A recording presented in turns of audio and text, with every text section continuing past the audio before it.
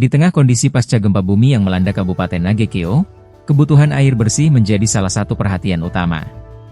Polda NTT melalui Satuan Brimo bergerak cepat dengan mengerahkan mobil water treatment ke posko terpadu darurat bencana di Makopolsek Aesesa, Embai, untuk membantu memenuhi kebutuhan air bersih bagi warga dan para pengungsi.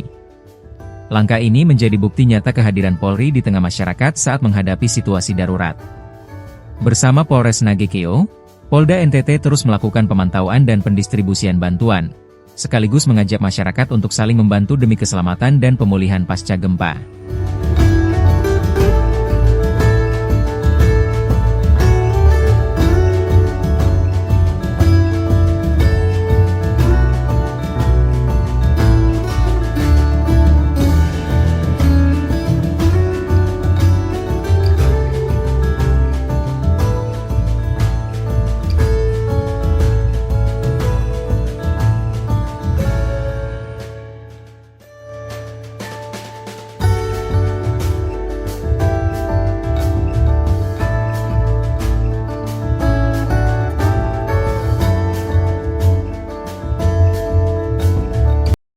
Danantara dalam penyusunan Perpres ini apa? Kita hanya memberikan visi, pemahaman berkaitan dengan bisnis ini, sehingga Perpres yang dibuat komprehensif kan, karena ini kan banyak ekosistem yang terkait di dalam bisnis ini kan, industri ini kan, ada merchant, kemudian juga ada turunannya kan.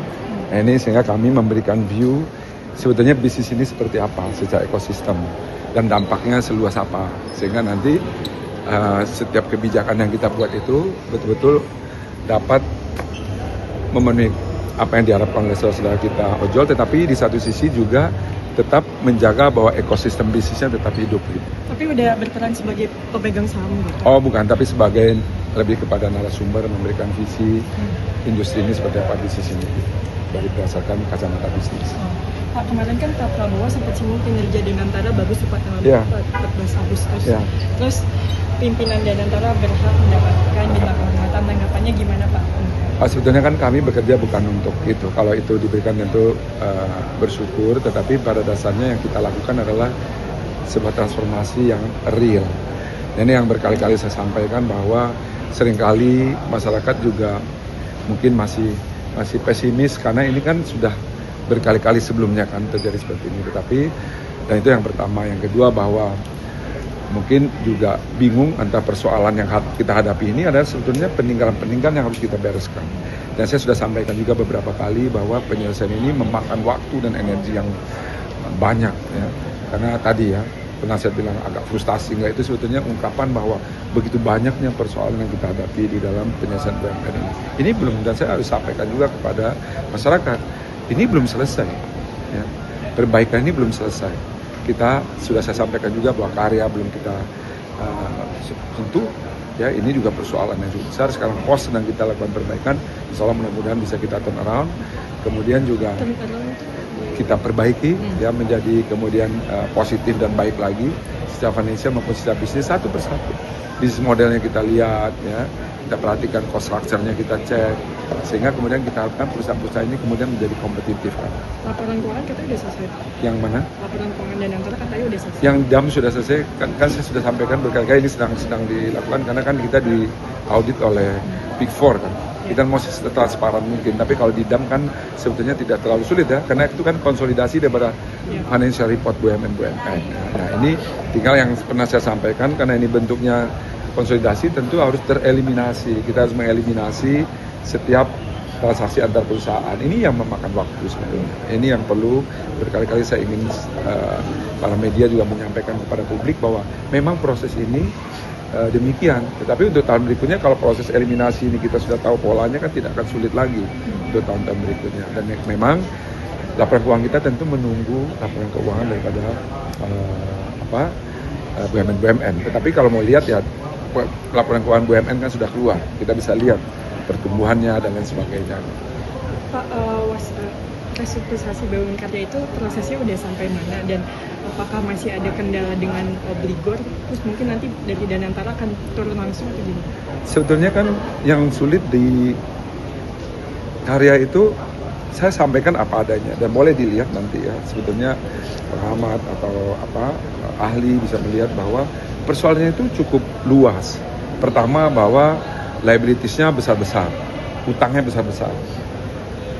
Yang pertama. Yang kedua, masalahnya ini tidak hanya di level holding, misalkan, tetapi dia punya anak-anak perusahaan yang juga bermasalah. Teman-teman bisa bayangkan masing-masing itu punya anak perusahaan lebih dari 20. Kita mesti. Jadi dengan begini sebetulnya teman-teman bisa membayangkan seperti apa kita bekerja menyelesaikan satu persatu ya. Di masing-masing karya itu punya anak lagi kan, ada cucu, semuanya bermasalah juga. Jadi kita mesti bereskan itu one by one, satu persatu gitu. Inilah yang memakan waktu. Memang tapi kalau kita mau instan tanpa memikirkan dampaknya terhadap orang-orang yang terdampak, itu kan gampang saja sebetulnya. Kita bisa mergerkan, bisa kita pilotkan dan lain sebagainya. Tapi kan kami memikirkan juga dampaknya apa untuk ekosistem yang lainnya gitu. Jadi memang hati-hati sekali. Inilah yang memakan waktu, yang juga masyarakat harus tahu bahwa problem ini kan sudah cukup lama dan besar ya. Inilah yang satu-satu, karena dampaknya itu kan ratusan triliun utangnya mereka. Ini yang total ya di antara perusahaan-perusahaan karya itu. Inilah yang mesti pelan-pelan mesti dibereskan gitu. Targetnya kapan Pak? Nah ini saya nggak bisa pastikan karena berproses terus ya. Saya tetap mengupayakan akhir tahun ini sudah selesai, tetapi dinamika di dalam menyelesaikan ini kan cukup rumit ya.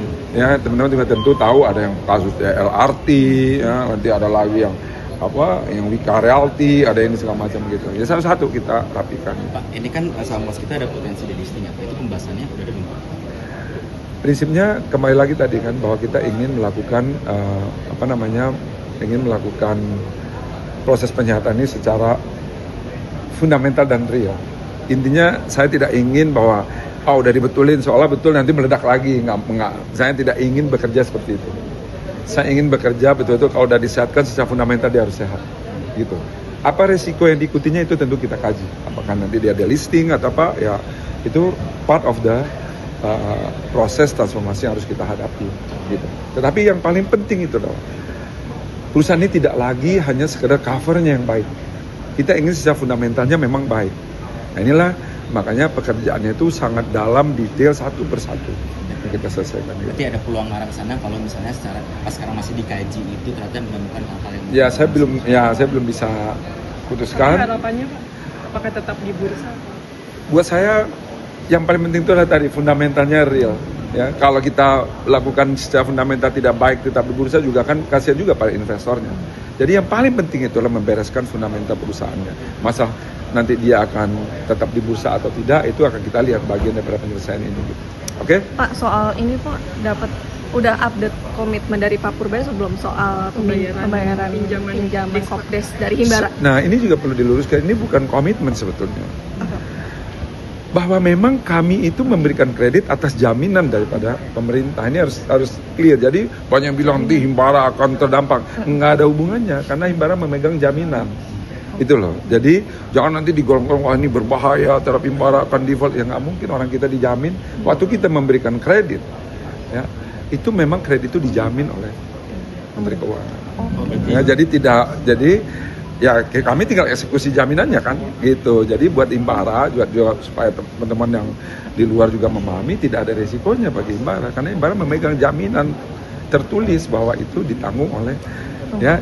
Jadi harus clear bahwa ini kan program pemerintah. Jadi tidak perlu kita dikotomikan ini nanti akan ya ini perlu disampaikan ya. Oke? Tapi jangan dipotong-potong, nanti dipotong-potong. Kan PSBI itu megang saham 60% di KCIC Pak, yang mau diambil sama Pak Purbaya. Berarti nanti konsorsiumnya udah nggak diperlukan lagi dong? Karena kan 60% diambil sama Pak Purbaya. Konsorsium kita kan?